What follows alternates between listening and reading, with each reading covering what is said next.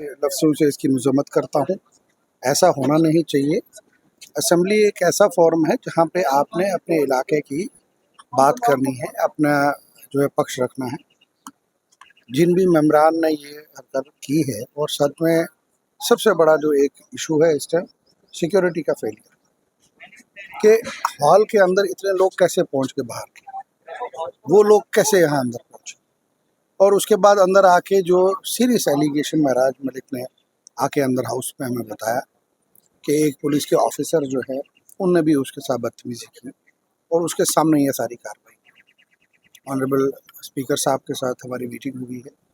हमने उनको कहा है कि इसकी एक बाज़ाब्ता इंक्वायरी होनी चाहिए और जो भी इसमें कसूरवार है उस पर सख्त से सख्त कार्रवाई होनी चाहिए। और निज़ाम जो है आप देखिए कि पिछले 2 दिनों से ना तो अंदर लेजिस्लेटर के लिए जिस तरीके से सिक्योरिटी के प्रबंध होने चाहिए वो नहीं है और मीडिया वाले जो बेचारे हैं उनको भी यहाँ पे उस तरीके से रखा जा रहा है जैसे वो कोई क्रिमिनल कहेंगे।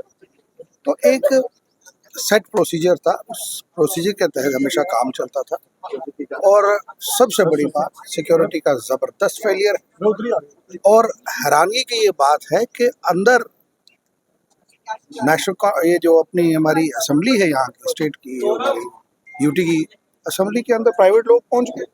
वो कैसे अंदर पहुँच गए?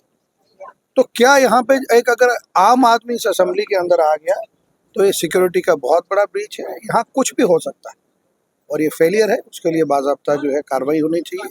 हम डिमांड करते हैं इसके लिए कार्रवाई होनी चाहिए और जो कोई भी इसमें कसूरवार जिस किसी ने भी गलती की उस पर सख्त से सख्त कार्रवाई होनी चाहिए। और हमने अभी हाउस चलेगा वहाँ पे भी हम बात रखेंगे। हमने स्पीकर साहब को अपना कंसर्न बता दिया है कि अगर इस तरीके से एमएलए को बात करने का इख्तियार आती है और कुछ गुंडे बाहर के आके उसके साथ ऐसी बदतमीजी करें, ये नाकाबिले बर्दाश्त है।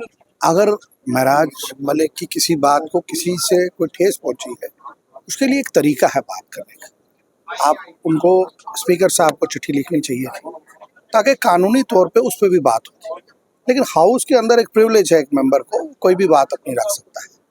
तो ये बड़ा अनफॉर्चुनेट है कि भाई इस तरीके से उससे बात की गई और इस तरीके से कुछ लोग यहाँ लाए गए बाहर से। असेंबली के अंदर आप मुझे बताइए, असेंबली के अंदर तो या एमएलए होने चाहिए अंदर और जो प्रेस गैलरी है वहाँ पे मीडिया के लोग होने चाहिए। तो ये जो हादसा हुआ है मैं इसको कंडेम करता हूँ और पर्टिकुलरली उसको टारगेट किया गया है और जिसपे मैं जो अंदर उससे मुझे हाउस जब वो हाउस में अंदर आया भाग के अपनी जान बचा के, तो वो तो शुक्र करिए वहाँ पे असेंबली का स्टाफ था, नहीं तो मारे जाता ये।